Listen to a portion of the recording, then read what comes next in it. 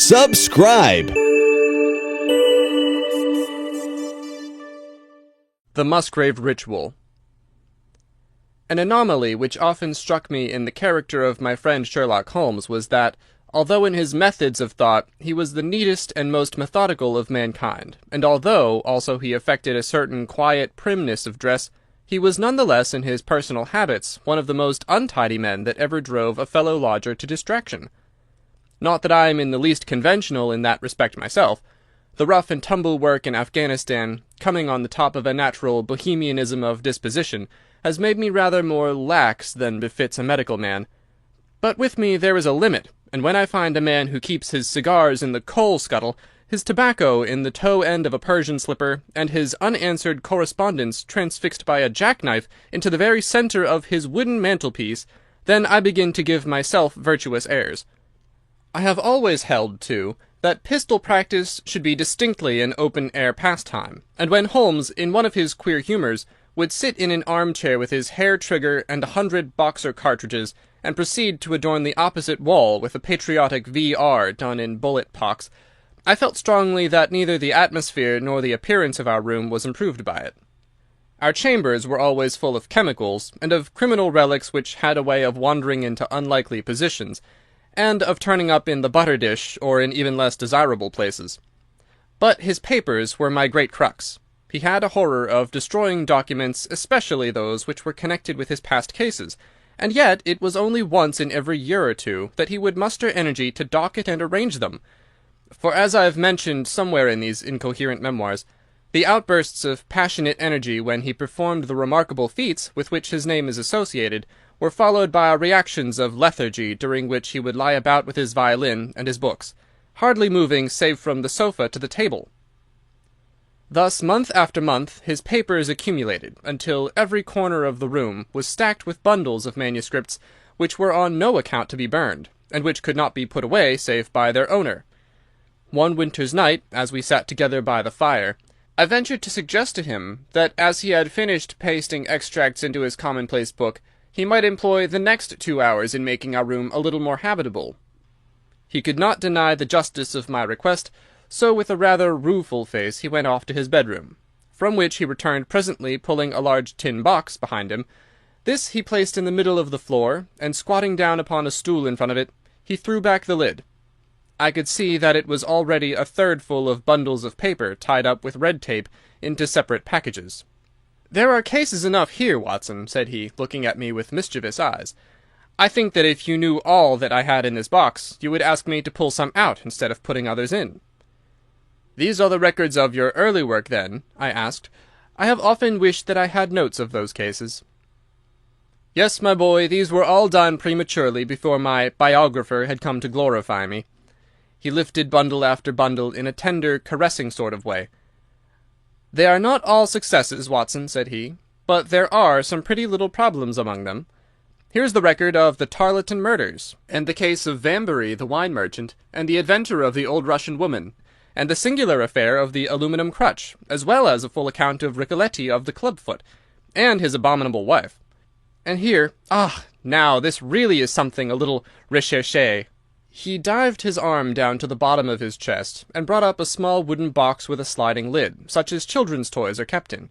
From within he produced a crumpled piece of paper, an old-fashioned brass key, a peg of wood with a ball of string attached to it, and 3 rusty old discs of metal. "Well, my boy, what do you make of this lot?" he asked, smiling at my expression. "It is a curious collection." "Very curious, and the story that hangs round it will strike you as being more curious still." "These relics have a history, then?" "So much so that they are history." "What do you mean by that?" Sherlock Holmes picked them up one by one, and laid them along the edge of the table. Then he reseated himself in his chair, and looked them over with a gleam of satisfaction in his eyes. "These," said he, "are all that I have left to remind me of the adventure of the Musgrave Ritual." I've heard him mention this case more than once, though I had never been able to gather the details. "I should be so glad," said I, "if you would give me an account of it." "And leave the litter as it is?" he cried mischievously. "Your tidiness won't bear much strain after all, Watson. But I should be glad that you should add this case to your annals, for there are points in it which make it quite unique in the criminal records of this, or, I believe, of any other country. A collection of my trifling achievements would certainly be incomplete which contained no account of this very singular business. You may remember how the affair of the Glorious Scot, and my conversation with the unhappy man whose fate I told you of, first turned my attention in the direction of my profession which has become my life's work. You see me now when my name has become known far and wide, and when I am generally recognized, both by the public and by the official force, as being a final court of appeal in doubtful cases. Even when you knew me first, at the time of the affair which you have commemorated in A Study in Scarlet, I have already established a considerable, though not very lucrative, connection. You can hardly realize, then, how difficult I found it at first, and how long I had to wait before I succeeded in making any headway. When I first came up to London, I had rooms in Montague Street, just round the corner from the British Museum, and there I waited, filling in my too abundant leisure time by studying all those branches of science which might make me more efficient. Now and again cases came in my way, principally through the introduction of old fellow students, for during my last years at the university there was a good deal of talk there about myself and my methods. The third of these cases was that of the Musgrave Ritual, and it is to the interest which was aroused by that singular chain of events, and the large issues which proved to be at stake, that I trace my first stride towards the position which I now hold. Reginald Musgrave had been in the same college as myself, and I had some slight acquaintance with him. He was not generally popular among the undergraduates, though it always seemed to me that what was set down as pride was really an attempt to cover extreme natural diffidence. In appearance he was a man of exceedingly aristocratic type, thin, high-nosed and large-eyed, with languid and yet courtly manners.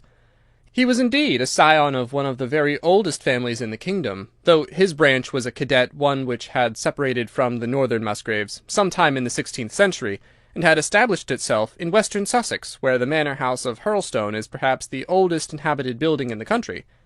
Something of his birthplace seemed to cling to the man, and I never looked at his pale, keen face or the poise of his head without associating him with grey archways and mullioned windows and all the venerable wreckage of a feudal keep.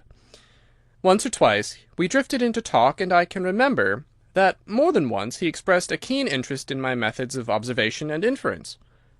For 4 years I had seen nothing of him until one morning he walked into my room in Montague Street. He had changed little, was dressed like a young man of fashion, he always was a bit of a dandy, and preserved the same quiet, suave manner which had formerly distinguished him. "How has all gone with you, Musgrave?" I asked, after we had cordially shaken hands. "You probably heard of my poor father's death," said he. "He was carried off about 2 years ago. Since then I have of course had the Hurlstone estates to manage, and as I am member for my district as well, my life has been a busy one. But I understand, Holmes, that you are turning to practical ends those powers with which you used to amaze us." "Yes," said I have taken to living by my wits." "I'm delighted to hear it, for your advice at present would be exceedingly valuable to me. We have had some very strange doings at Hurlstone, and the police have been able to throw no light upon the matter. It is really the most extraordinary and inexplicable business." You can imagine with what eagerness I listened to him, Watson, for the very chance for which I had been panting during all those months of inaction seemed to have come within my reach. In my inmost heart I believed that I could succeed where others failed, and now I had the opportunity to test myself. "Pray let me have the details," I cried. Reginald Musgrave sat down opposite to me, and lit the cigarette which I had pushed towards him. "You must know," said he, "that though I am a bachelor, I have to keep up a considerable staff of servants at Hurlstone, for it is a rambling old place, and takes a good deal of looking after. I preserve too, and in the pheasant months I usually have a house party, so that it would not do to be short-handed. Altogether there are 8 maids, the cook, the butler, 2 footmen and a boy. The garden and the stables of course have a separate staff. Of these servants, the one who had been longest in our service was Brunton the butler. He was a young schoolmaster out of place when he was first taken up by my father, but he was a man of great energy and character, and he soon became quite invaluable in the household. He was a well-grown, handsome man, with a splendid forehead, and though he has been with us for 20 years, he cannot be more than 40 now. With his personal advantages and his extraordinary gifts, for he can speak several languages and plays nearly every musical instrument, It is wonderful that he should have been satisfied so long in such a position. But I suppose that he was comfortable, and lacked energy to make any change. The butler of Hurlstone is always a thing that is remembered by all who visit us. But this paragon has one fault. He is a bit of a Don Juan, and you can imagine that for a man like him it is not a very difficult part to play in a quiet country district. When he was married it was all right, but since he has been a widower we have no end of trouble with him. A few months ago we were in hopes that he was about to settle down again, for he became engaged to Rachel Howells, our second housemaid. But he has thrown her over since then, and taken up with Janet Tregellis, the daughter of the head gamekeeper. Rachel, who is a very good girl, but of an excitable Welsh temperament, had a sharp touch of brain fever, and goes about the house now, or did until yesterday, like a black-eyed shadow of her former self. That was our first drama at Hurlstone, but a second one came to drive it from our minds, and it was prefaced by the disgrace and dismissal of Butler Brunton. This was how it came about. I have said that the man was intelligent, and this very intelligence has caused his ruin, for it seems to have led to an insatiable curiosity about things which did not in the least concern him. I had no idea of the lengths to which this would carry him, until the merest accident opened my eyes to it. I have said that the house is a rambling one. One day last week, on Thursday night to be more exact, I found that I could not sleep, having foolishly taken a cup of strong café noir after my dinner. After struggling against it until 2 in the morning, I felt that it was quite hopeless, so I rose and lit the candle with the intention of continuing a novel which I was reading. The book, however, had been left in the billiard-room, so I pulled on my dressing-gown and started off to get it. In order to reach the billiard-room, I had to descend a flight of stairs and then to cross the head of a passage which led to the library and the gun-room. You can imagine my surprise when, as I looked down this corridor, I saw a glimmer of light coming from the open door of the library. I had myself extinguished the lamp and closed the door before coming to bed. Naturally, my first thought was of burglars. The corridors at Hurlstone have their walls largely decorated with trophies of old weapons. From one of these I picked a battle-axe, and then, leaving my candle behind me, I crept on tiptoe down the passage and peeped in at the open door. Brunton the butler was in the library. He was sitting, fully dressed, in an easy-chair, with a slip of paper which looked like a map upon his knee, and his forehead sunk forward upon his hand in deep thought.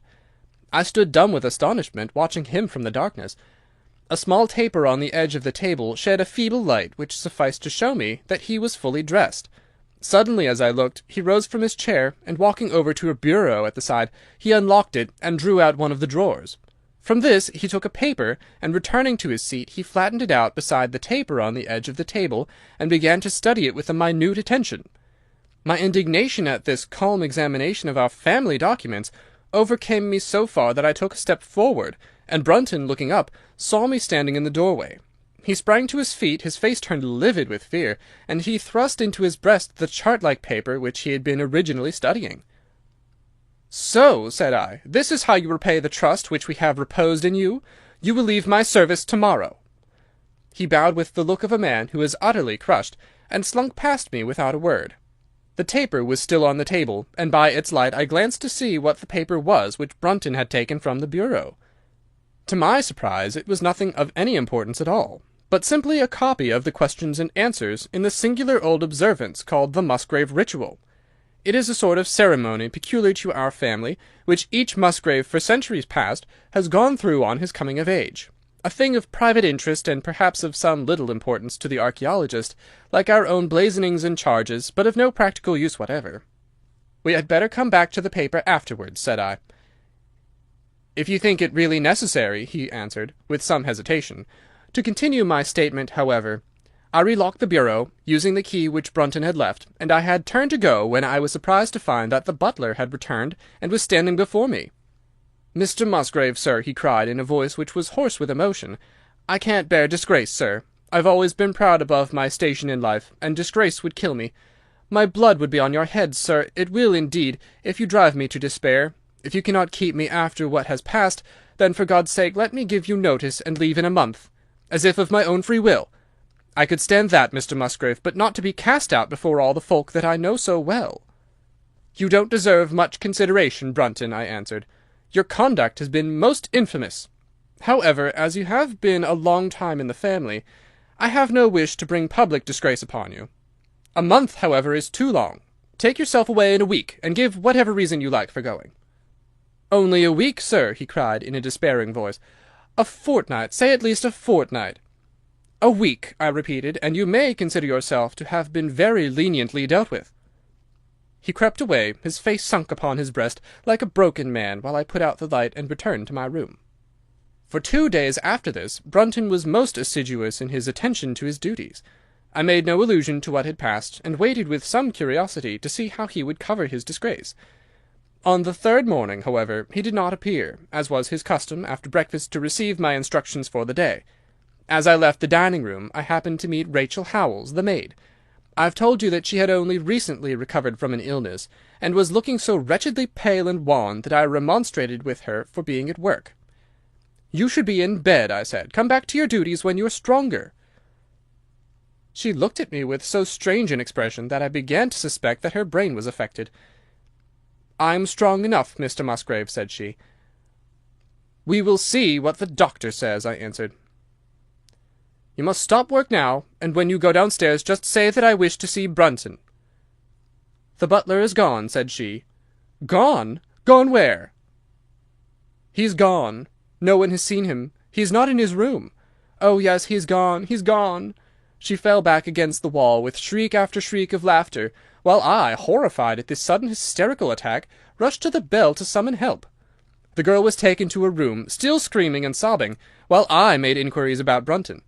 There was no doubt about it that he had disappeared. His bed had not been slept in, he had been seen by no one since he had retired to his room the night before, and yet it was difficult to see how he could have left the house, as both windows and doors were found to be fastened in the morning. His clothes, his watch, and even his money were in his room, but the black suit which he usually wore was missing. His slippers, too, were gone, but his boots were left behind. Where, then, could Butler Brunton have gone in the night, and what could have become of him now? Of course, we searched the house from cellar to garret, but there was no trace of him. It is, as I have said, a labyrinth of an old house, especially the original wing, which is now practically uninhabited. But we ransacked every room and cellar without discovering the least sign of the missing man. It was incredible to me that he could have gone away leaving all his property behind him, and yet where could he be? I called in the local police, but without success. Rain had fallen on the night before, and we examined the lawn and the paths all around the house, but in vain. Matters were in this state when a new development quite drew our attention away from the original mystery. For 2 days Rachel Howells had been so ill, sometimes delirious, sometimes hysterical, that a nurse had been employed to sit up with her at night. On the third night after Brunton's disappearance, the nurse, finding her patient sleeping nicely, had dropped into a nap in the armchair, when she woke in the early morning to find the bed empty, the window open, and no signs of the invalid. I was instantly aroused, and with the 2 footmen started off at once in search of the missing girl. It was not difficult to tell the direction which she had taken, for starting from under her window we could follow her footmarks easily across the lawn to the edge of the mere, where they vanished close to the gravel path which leads out of the grounds.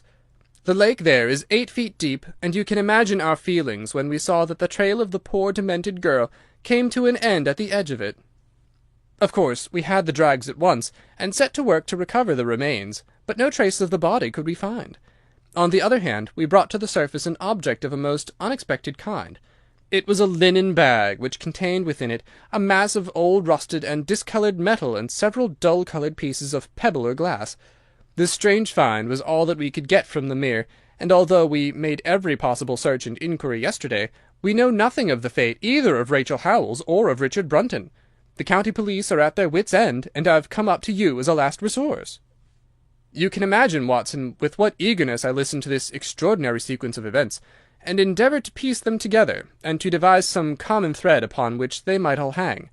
The butler was gone. The maid was gone. The maid had loved the butler, but had afterwards had cause to hate him.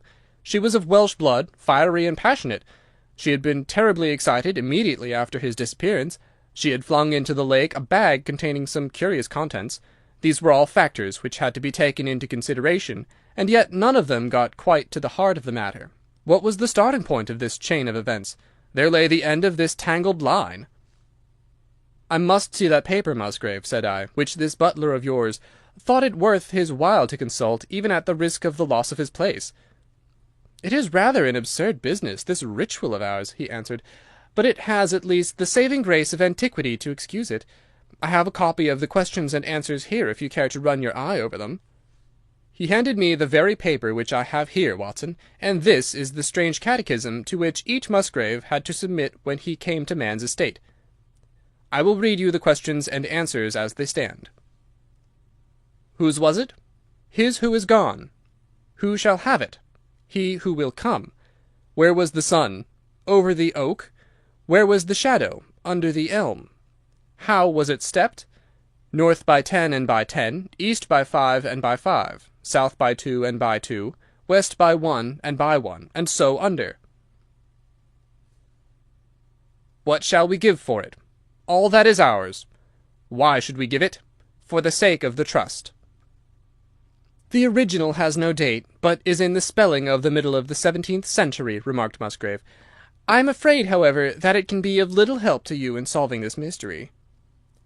At least, said I, it gives us another mystery, and one which is even more interesting than the first. It may be that the solution of the one may prove to be the solution of the other. You will excuse me, Musgrave, if I say that your butler appears to me to have been a very clever man, and to have had a clearer insight than 10 generations of his masters. I hardly follow you, said Musgrave. The paper seems to me to be of no practical importance. But to me it seems immensely practical, and I fancy that Brunton took the same view. He had probably seen it before that night on which you caught him. It is very possible. We took no pains to hide it. He simply wished, I should imagine, to refresh his memory upon that last occasion.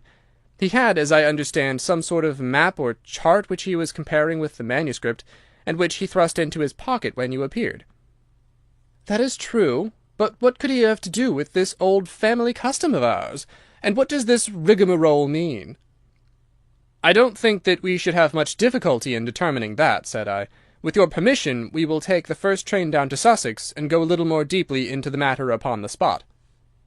The same afternoon saw us both at Hurlstone. Possibly you have seen pictures and read descriptions of the famous old building, so I will confine my account of it to saying that it is built in the shape of an L, the long arm being the more modern portion, and the shorter the ancient nucleus from which the other had developed.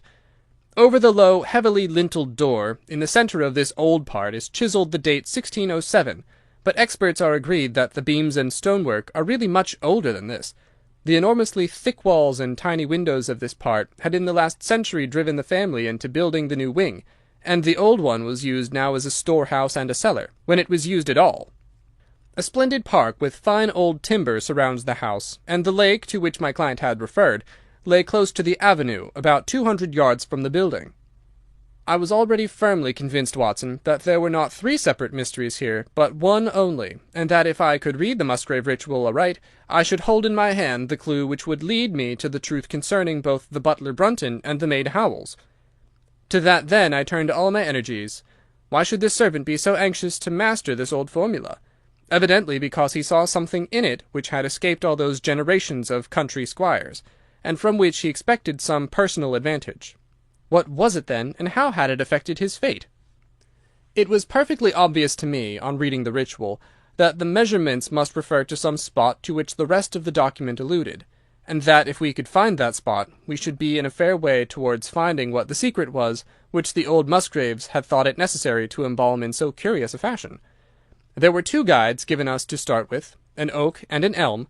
As to the oak, there could be no question at all. Right in front of the house, upon the left-hand side of the drive, there stood a patriarch among oaks, one of the most magnificent trees that I have ever seen. That was there when your ritual was drawn up, said I, as we drove past it. It was there at the Norman Conquest in all probability, he answered. It has a girth of 23 feet.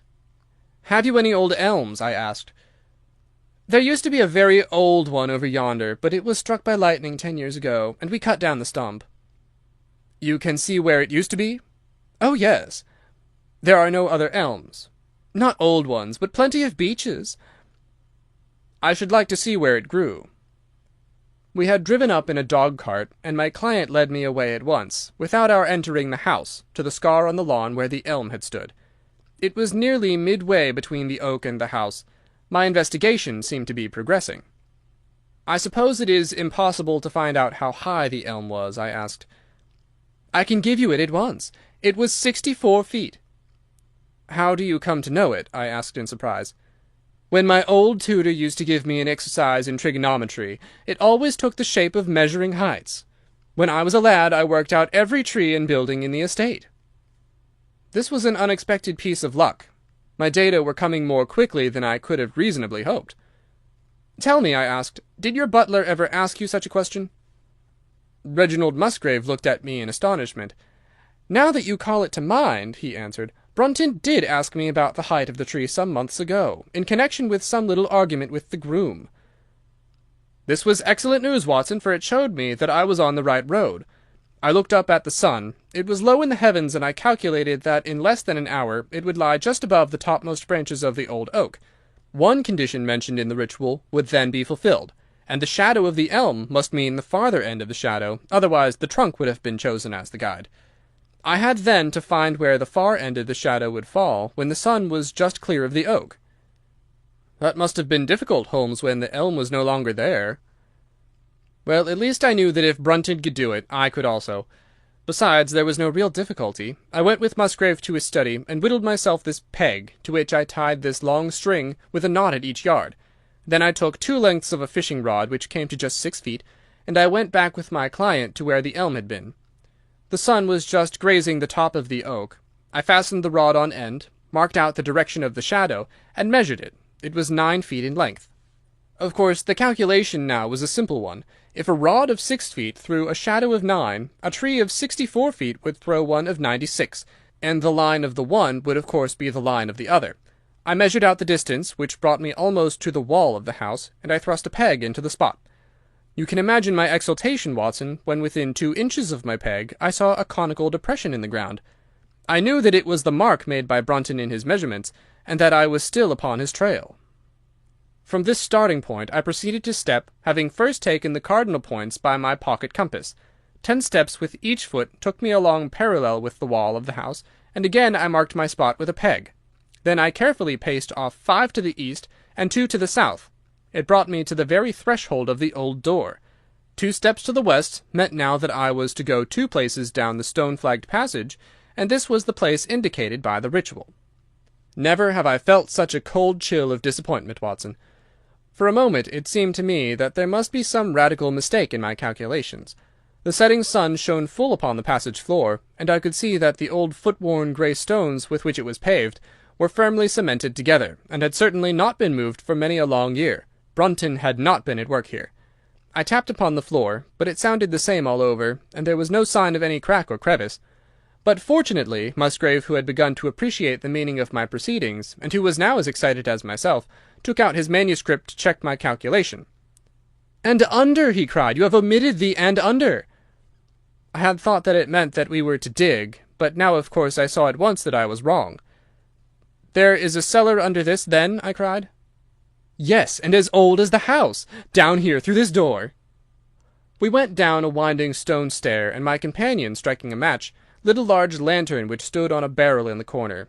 In an instant it was obvious that we had at last come upon the true place, and that we had not been the only people to visit the spot recently. It had been used for the storage of wood, but the billets which had evidently been littered over the floor were now piled at the sides, so as to leave a clear space in the middle.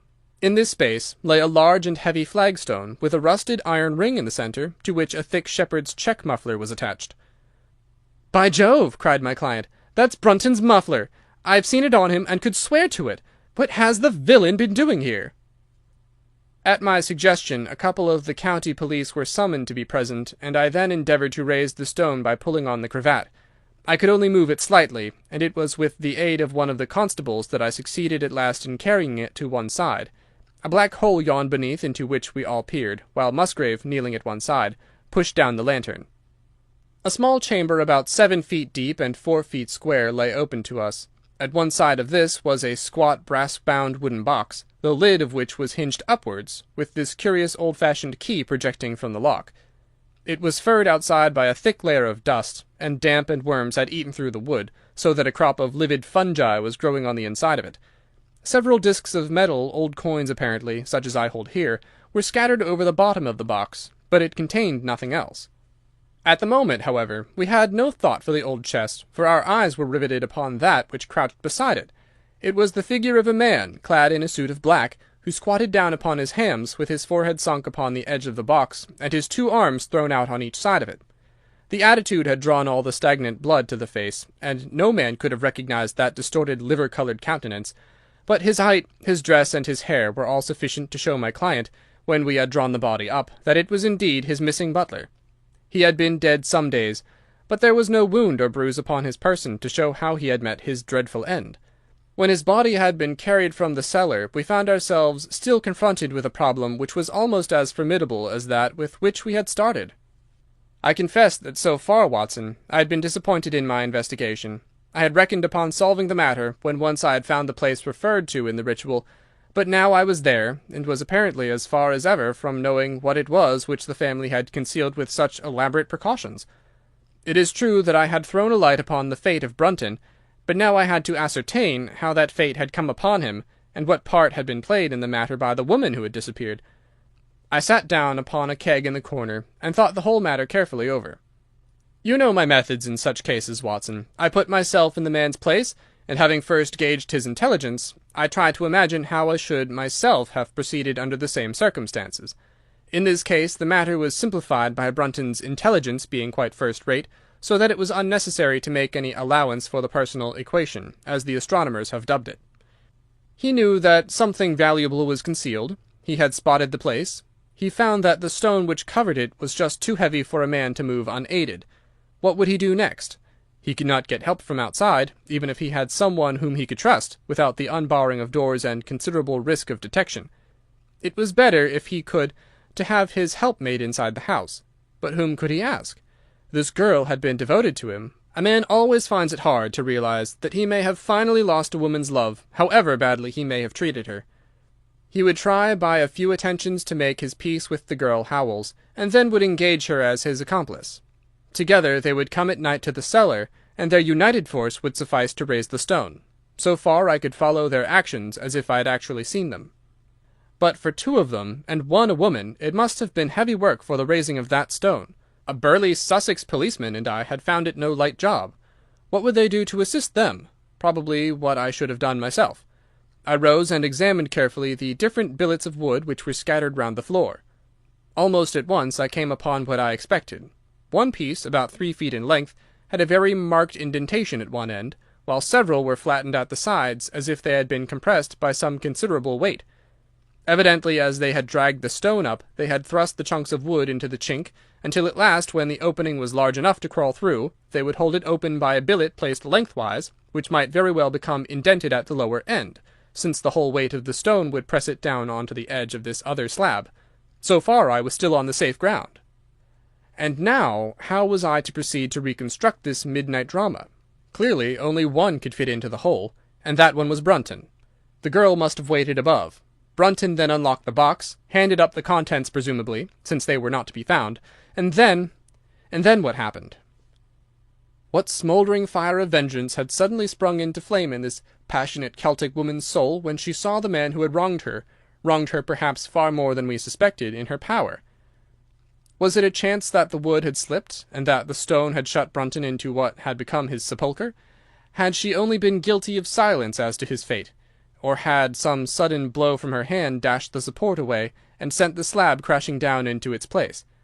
Be that as it might, I seemed to see that woman's figure still clutching at her treasure trove, and flying wildly up the winding stair, with her ears ringing perhaps with the muffled screams from behind her, and with the drumming of frenzied hands against the slab of stone, which was choking her faithless lover's life out. Here was the secret of her blanched face, her shaken nerves, her peals of hysterical laughter on the next morning. But what had been in the box? What had she done with that? Of course, it must have been the old metal and pebbles which my client had dragged from the mere. She had thrown them in there at the first opportunity to remove the last trace of her crime. For 20 minutes I had sat motionless, thinking the matter out. Musgrave still stood with a very pale face, swinging his lantern and peering down into the hole. "These are coins of Charles I," said he, holding out the few which had been in the box. "You see we were right in fixing our date for the ritual." "We may find something else of Charles I," I cried, as the probable meaning of the first 2 questions of the ritual broke suddenly upon me. "Let me see the contents of the bag which you fished from the mere." We ascended to his study, and he laid the debris before me. I could understand his regarding it as of small importance when I looked at it, for the metal was almost black and the stones lustreless and dull. I rubbed one of them on my sleeve, however, and it glowed afterwards like a spark in the dark hollow of my hand. The metalwork was in the form of a double ring, but it had been bent and twisted out of its original shape. "You must bear in mind," said I, "that the royal party made head in England even after the death of the king, and that when they at last fled they probably left many of their most precious possessions buried behind them, with the intention of returning for them in some more peaceful times."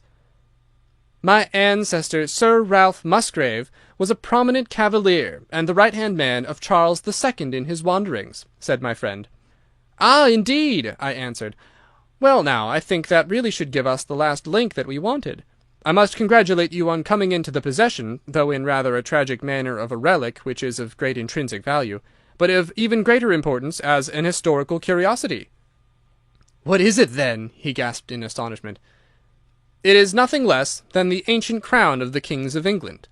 "The crown?" "Precisely. Consider what the ritual says. How does it run? Whose was it? His who is gone. That was after the execution of Charles. Then who shall have it? He who will come. That was Charles the Second, whose advent was already foreseen. There can, I think, be no doubt that this battered and shapeless diadem once encircled the brows of the royal Stuarts." "And how came it in the pond?" "Ah, that is a question that will take some time to answer." And with that I sketched out to him the whole long chain of surmise and of proof which I had constructed. The twilight had closed in, and the moon was shining brightly in the sky before my narrative was finished. "And how was it, then, that Charles did not get his crown when he returned?" asked Musgrave, pushing back the relic into its linen bag. "Ah, there you lay your finger upon the one point which we shall probably never be able to clear up. It is likely that the Musgrave who held the secret died in the interval, and by some oversight left this guide to his descendant without explaining the meaning of it. From that day to this it has been handed down from father to son, until at last it came within reach of a man, who tore its secret out of it and lost his life in the venture." "And that's the story of the Musgrave Ritual, Watson. They have the crown down at Hurlstone, though they had some legal bother and a considerable sum to pay before they were allowed to retain it. I am sure that if you mentioned my name they would be happy to show it to you. Of the woman nothing was ever heard, and the probability is that she got away out of England and carried herself and the memory of her crime to some land beyond the seas." Subscribe for more content.